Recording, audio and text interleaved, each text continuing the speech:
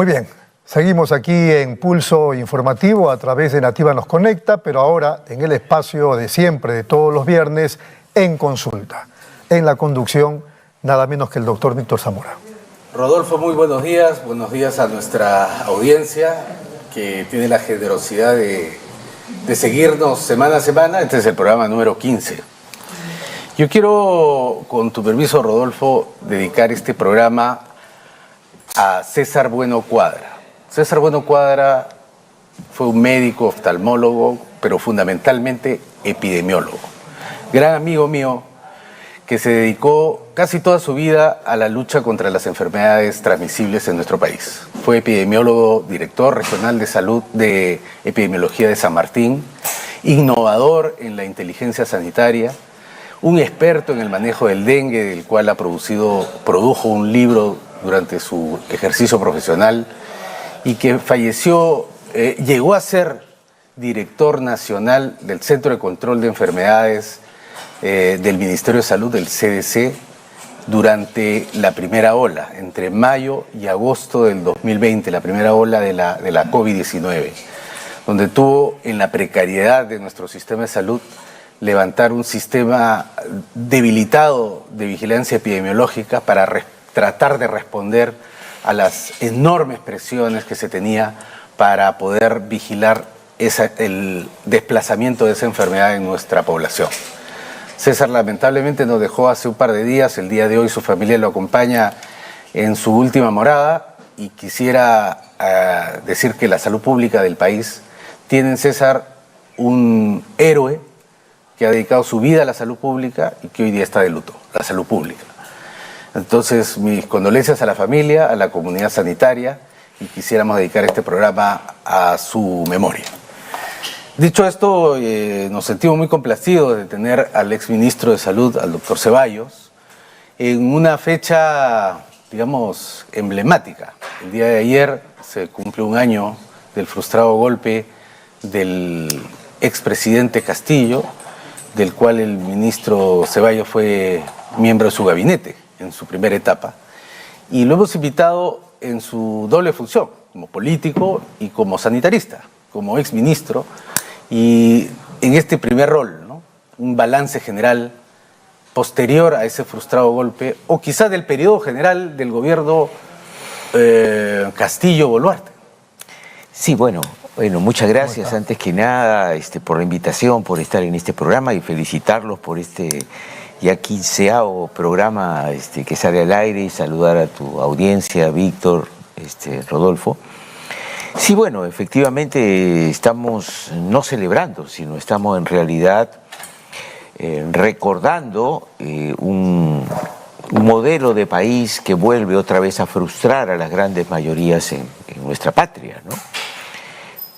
Yo creo que esto es un año nefasto para la historia peruana, con figuras realmente muy oscuras en la política y que el pueblo recuerda con mucha indignación, ¿no? El 7 de diciembre del año pasado lo que sucedió es que de alguna manera se burló la decisión del pueblo peruano de transitar un camino de cambios, de transformaciones, que había quedado mucho más evidente luego de la pandemia. No se trata acá de evaluar los errores que pudo haber cometido Castillo solamente, que de hecho los cometió y muchos, sino cómo en nuestro país, sin la movilización de la gente, sin la fiscalización del pueblo movilizado, la derecha no le va a permitir a este país transitar un camino de mayor equidad, de transparencia, de lucha contra la corrupción. Entonces lo que tenemos aquí es un año donde los que perdieron las elecciones, ¿no?, y los grupos de poder en nuestro país pues consolidaron el control sobre el Estado peruano y iniciaron un proceso represivo con más de 50 personas muertas, ya no ni siquiera en el enfrentamiento, digamos, entre gente que protesta y las fuerzas de seguridad, sino realmente con asesinatos demostrados por los organismos internacionales y por los propios peritos forenses de nuestro país, sin un solo procesado, sin una sola persona que esté pagando por la responsabilidad de estos asesinatos y sobre todo con una responsable política como es la señora Boluarte, que se mantiene en el gobierno con el apoyo de distintos sectores, entre ellos la mayoría del Congreso de la República, y bueno, y que eso es donde... Por lo menos ya fue terminado denunciada constitucionalmente. una denuncia constitucional que tiene que ver con la pelea en las altas esferas, ¿no?, del poder, pero que en realidad la señora pues Patricia Benavides lo que trató todo este tiempo es de mediatizar los hechos tan graves que ocurrieron, ¿no? Entonces yo creo que en todo caso yo me sumo ciertamente al balance que usted hace en el sentido de la tipificación del tipo de gobierno que estamos enfrentando el día de hoy, pero que se despliega todo su poder, digamos, ante la ausencia de una oposición sólida, que se ha debilitado, que encontraba normalmente el cauce a través de una izquierda potente, dividida siempre, pero potente en su capacidad movilizadora, reclamando justas reclamos de nuestro país, ¿no?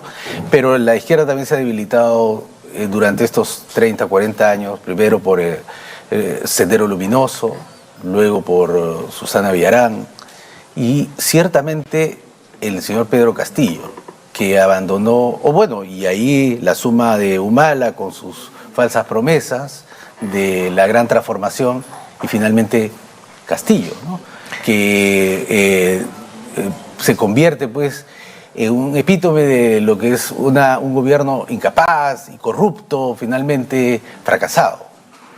Bueno, yo separaría las cosas, ¿no? En primer lugar, efectivamente hay una serie de indicios de irregularidad y de corrupción, pero hasta ahora no hay nada demostrado en el gobierno de Castillo, ¿no? Ahora, desde el punto de vista económico, no es que el gobierno de Castillo fue un desastre. De hecho, ¿no?, si uno analiza cómo estaba la economía, los índices de inflación, la balanza de pago comercial del país, el país no iba rumbo al despeñadero con Castillo. Aquí lo que se le enrostra, si vale el término, a Pedro Castillo, es el incumplimiento, ¿no?, del programa de gobierno con el que llegó, ¿no?, y la falta de firmeza para enfrentar a los grupos de poder en nuestro país, para enfrentar a la verdadera corrupción que en nuestro país existe desde hace muchos años y que se mantiene, y de esa manera no responder a las expectativas sociales. Que incluye, por supuesto, a autodenominados grupos, a los que ya conocíamos, a los que se suman los autodenominados grupos de izquierda liderados por el señor Cerrón. Bueno, por supuesto, ¿no? O sea, lo que hemos visto ahora prófugo, es una experiencia rápida de distintos aspectos. En primer lugar, y lo que yo insisto en el análisis, es por qué gana Pedro Castillo las elecciones. Pedro no gana por una casualidad. Pedro gana... Por Keiko. Por Keiko. No, yo no creo eso. El antivoto. Bueno, hay un sector donde hubo antivoto, pero no olvidemos que dentro de la precariedad del porcentaje electoral de los candidatos peruanos, que tiene que ver con un sistema electoral caduco y en crisis, que no empieza ahora, Pedro Castillo le sacó 6 puntos en la primera vuelta a Keiko Fujimori. No olvidemos que Castillo casi saca el 19% y Keiko Fujimori no sacó algo más del 13%. Días antes las encuestadoras no lo veían a Castillo. No lo veían, porque las encuestadoras generalmente no ven a veces lo que no quieren ver, ¿no? Pero yo creo que el triunfo de Castillo, porque si recordamos, luego de la primera vuelta hubo una avalancha, ¿no es cierto?, mediática contra Pedro Castillo, absolutamente injustificada, que era un terrorista, que era un tipo ignorante, que no sabía nada, ¿no? Y que nosotros supuestamente habíamos tenido presidente de lujo, olvidándonos que hemos tenido 5 presidentes que estaban presos antes de Castillo. Pero lo cierto es que Castillo lo que refleja, y a esto voy, un proceso de acumulación, de insatisfacción, de indignación, de descreimiento del pueblo peruano de un sistema neoliberal que nos vendió durante 3 décadas que somos un gran país, pero que luego la pandemia y la propia realidad por la que atraviesan los sectores más pobres, nos mostró que este es un país donde unos pocos se han enriquecido, pero millones de peruanos se mantienen absolutamente en la exclusión. Pero yo digo, si así hubiera sido, le hubieran dado a Castillo también una mayoría en el Congreso. Lo que pasa es que Castillo es un candidato que surge de la precariedad de la política en general peruana y de la izquierda también, ¿no? Perú Libre no era un partido que levantaba la perspectiva de tener una mayoría en el Congreso, en las elecciones. Ellos querían pasar la valla. De hecho, no se imaginaron. Lo que pasa es que el cálculo de lo que pasaba abajo, de los niveles de hartazgo de la población peruana, no fueron percibidos. Y Castillo, más allá de que nunca entró a un debate franco para explicar lo que iba a hacer, señaló 4 o 5 cosas que tienen que ver con interpretar lo que la mayoría del Perú siente. Que el Estado no le sirve para nada al ciudadano peruano en su mayoría. Que el Tribunal Constitucional es un cascarón arriba puesto por sectores del Congreso de acuerdo a arreglos, la mayor parte de las veces turbios, pero que no debería tener el poder de última palabra para interpretar la Constitución, en una absoluta exclusión de las mayorías de nuestro país de cualquier decisión. Lo mismo pasa con el Ministerio Público, con un sistema laboral absolutamente excluyente, con un 80% de informalidad, con un 43% de anemia y con un análisis de la macroeconomía como eso reflejara la realidad de todo el pueblo peruano, ¿no? Entonces, ahora, yo creo que allí yo tengo mis discrepancias en cierta medida, ¿no? Porque usted mismo fue víctima de esa incapacidad del señor Castillo para poder reflejar adecuadamente las expectativas de la población, seguir, implementar un plan de gobierno que él había propuesto y luego ser capturado por intereses de toda la Haya, de la cual usted, Pedro Franque y otros fueron víctimas, digo, en el sentido de que fueron sacados y reemplazados por gente impresentable para las carteras que le fueron entregadas. Claro, el tema, sí, yo entiendo, Víctor, la observación que haces. En realidad yo no estoy defendiendo que el gobierno de Castillo fue muy bueno. Yo lo que estoy señalando es que el triunfo de Castillo en las elecciones reflejó una situación nacional que tenía que finalmente tener un desenlace electoral de cambios profundos. Ahora, que Castillo no fue capaz de responder a las expectativas, de llevar adelante un gobierno técnicamente eficiente y con respaldo social, convocar a la gente a participar en los cambios, es otra cosa. No, lo que pasa es que justamente esa, para mí, es una causa de lo que estamos viviendo hoy.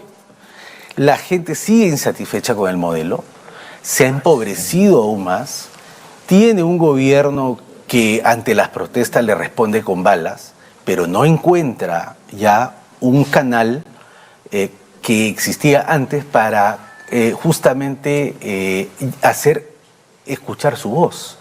Porque ese Castillo, que era la expresión, justamente, coincido con usted, del hartazgo del modelo, les resulta uno más de la mismocracia, como algún candidato decía. Totalmente de acuerdo, pero Castillo no cae porque Castillo era incapaz. Fue incapaz de manejar el momento de crisis, la solicitud de vacancia que se le hizo.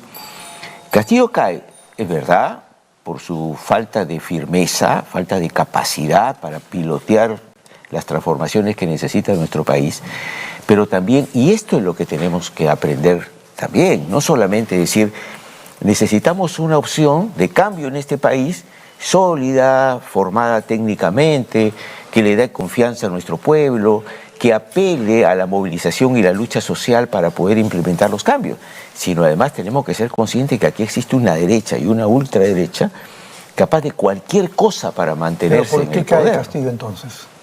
Castillo cae por sus errores, absolutamente claro, porque él no debió intentar una disolución del Congreso, que además era y sigue siendo el anhelo de que se vayan todos de la gran mayoría de la población, pero no en las condiciones en las cuales los hizo. Él podía haber apelado a la Constitución, a hacer cuestión de confianza en varias oportunidades y no lo hizo.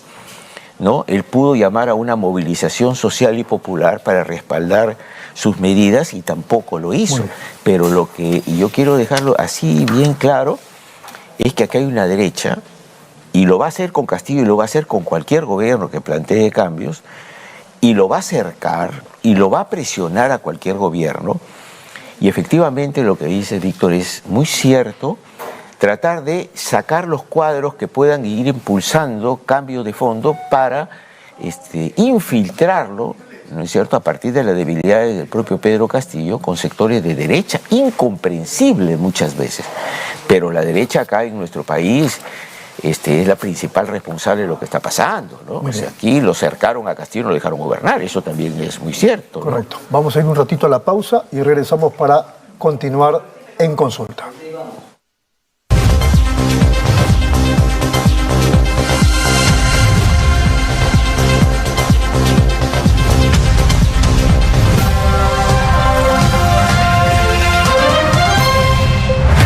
Nueva app de Derrama Magisterial. Maestro y maestra, realiza tus consultas y operaciones en la palma de tu mano. Con el nuevo app Derrama Magisterial podrás realizar tus operaciones en todo momento y desde cualquier lugar. Solicita un crédito, consulta el estado de tu cuenta individual, accede al estado de tus créditos, actualiza tus datos, accede al servicio de asesoría legal gratuita. Ubica nuestras oficinas a nivel nacional. Descárgalo hoy mismo en tu Play Store. Derrama Magisterial, seguridad social para el maestro. Bienvenidos a mi lugar favorito. Les quiero contar por qué siempre vengo a Plaza Hogar. Aquí encuentras de todo.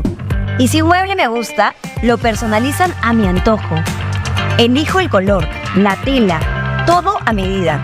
Y también puedo reparar todos mis muebles. Además, el servicio de despacho funciona perfecto y a un precio accesible. Y por si fuera poco, siempre encuentro estacionamiento. Somos Plaza Hogar.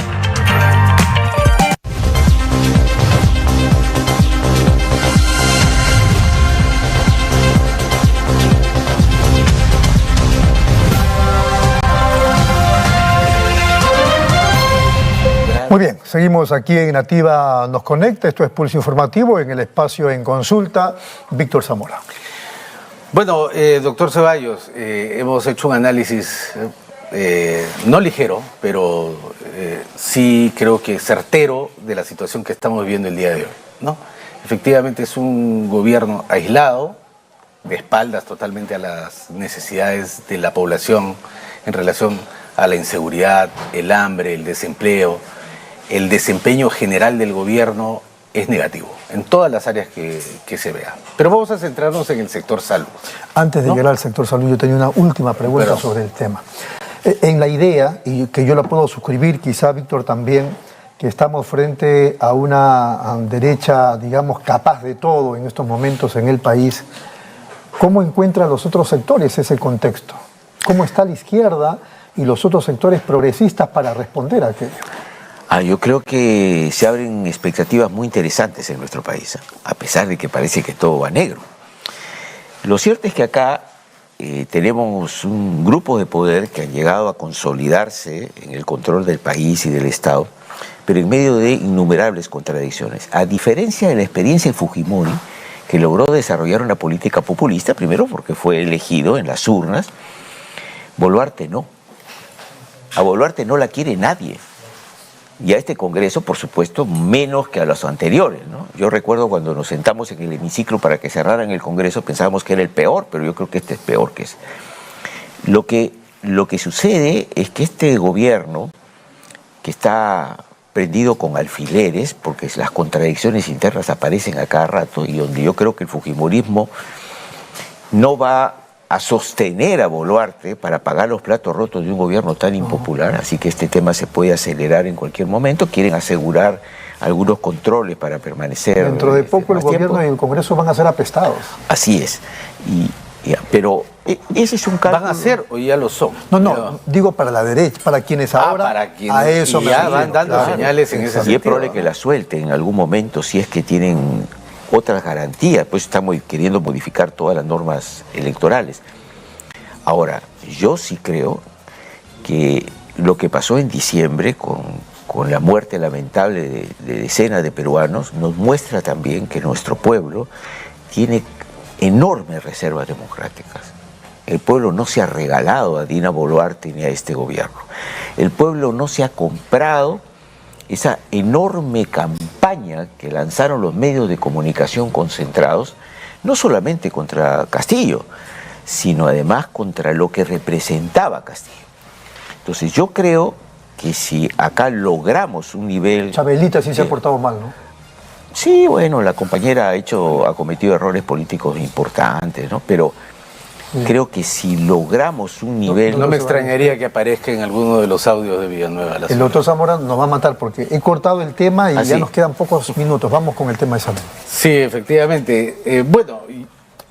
Yo quería ponerle ahora el zoom en la cartera que nos ha correspondido ejercer en un momento determinado y quería saber su opinión. 2 años ha pasado desde la elección de Castillo, 8 presidentes de la Seguridad Social, 6 ministros de Salud. ¿Cuál es su balance? Yo creo en primer lugar que esto, como tú lo vienes señalando bien, Víctor, porque escucho tus programas, hay un problema estructural en salud, pero claro, en un país en 40 años hemos tenido 40 y tantos ministros, es imposible implementar una política de salud seria a largo plazo, ¿no?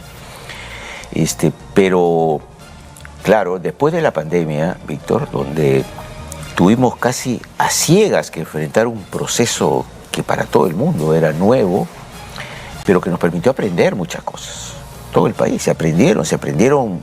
Sabíamos, por ejemplo, que había que hacer hincapié en la atención primaria de salud, fortalecer el primer nivel, comprar más camas UCI, movilizar a la gente. Aprendimos muchas cosas en la pandemia. Cuando la pandemia empieza a bajar la intensidad, teníamos la gran oportunidad de iniciar un proceso de reforma en serio del sector salud. Esto significa no solamente mejorar los presupuestos, sino trabajar varias áreas que eran muy importantes, que no pueden verse solo de manera fragmentada, ¿no? Que necesitamos hablar de justamente una reforma del sector salud, ordenar el rol rector del ministerio, un trabajo epidemiológico serio del Ministerio de Salud, abordar el fortalecimiento de la atención primaria y un elemento muy importante que es el tema de los recursos humanos, ¿no? Que es el drama que tenemos en nuestro país con regiones donde no hay. ¿Eso lo pudimos resolver? No lo hemos resuelto. Definitivamente de hecho, compartiendo tu análisis de que se nos está yendo de las manos la oportunidad que nos planteó la pandemia y sus resultados para que como sociedad podamos debatir qué tipo de sistema de salud queremos, porque el que tenemos no ha sido capaz de resolver nuestros problemas sanitarios. Sí nos planteaba la oportunidad de crear, de reformar, de fortalecer aquello que estaba bueno. Me da envidia, digamos, de la sana, ver el debate intenso que existe en el Congreso. Petro acaba de pasar la ley de reforma del sector salud, que tiene sus pros y sus contras, como todo proceso político, no con muertos y heridos, pero está en pleno, la sociedad colombiana está debatiendo su sistema de salud. La sociedad chilena está debatiendo su sistema de salud, incluso a nivel constitucional.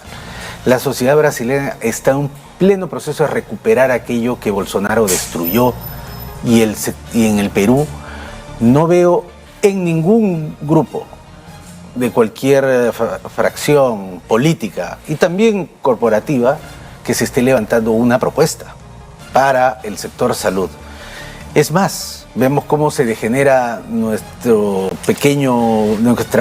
pequeña parcela en los lamentables eventos del Colegio Médico del Perú. ¿Cómo ves eso? Bueno, es que este tema que pasa con salud, Víctor, de que no hay un debate sobre el derecho a la salud, se da en educación, se da en ambiente, se da en seguridad ciudadana, porque tenemos un Estado, y cuando hablo de Estado no hablo del Ejecutivo, hablo del Congreso incluso, que no le interesa debatir estos temas, porque el modelo que tenemos no incluye una protección social para todos. Entonces la exclusión, mientras no cambiemos el carácter del Estado, se va a seguir manteniendo, por lo menos donde no tengamos sectores dentro del Congreso o en el Ejecutivo que estén dispuestos a tomar la decisión política de poner la salud en el centro del debate nacional, que es lo que estás diciendo, y que es lo que no tenemos, ¿no? Hemos normalizado que millones de peruanos sean excluidos del sistema de salud, ¿no? Y si lo dice la misma presidenta, que el 99% en el Perú tiene un seguro y que estamos muy bien, pues entonces no hay ninguna voluntad de poner la salud como un derecho, ¿no?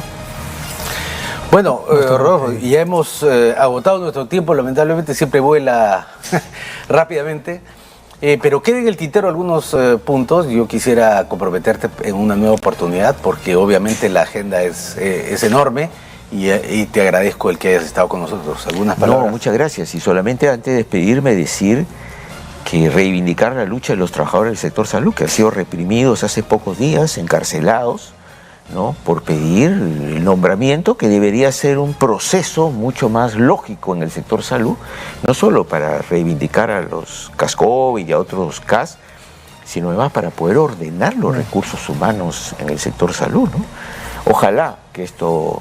Pero se va a dar con lucha, se va a dar cuando la gente salga a la calle y de verdad pelee por sus derechos. Y cuando ustedes sigan trabajando por este espacio, que es un espacio de reflexión de verdad muy importante, ¿eh? Y que refresca la política peruana y la salud en el país también.